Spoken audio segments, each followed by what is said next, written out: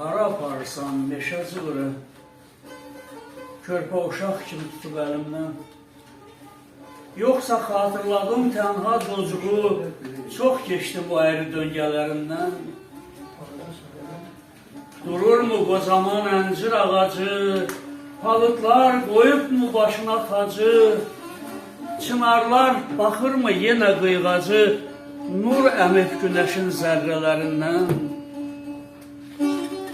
Yenə yada düşdü laləli tala, İçində böcəklər qurubmu qala, könlüm həsrət qalıb o qara xala, incikdir taleyin zərbələrindən.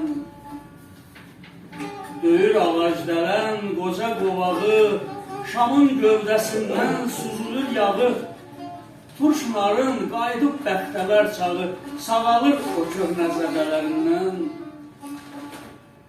Qah qara qaralıb yemişan kolu, Üstü mumcuqlarla doludur dolu, Bu tənək nə zaman kəsdi bəs yolu, Bal kimi mət axır zingirələrindən.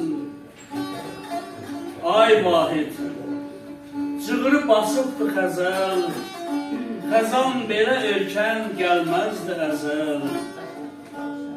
Yenə gözləyirdi səni o gözəl, Boylanıb ömrünün zirvələrindən. Sağ ol.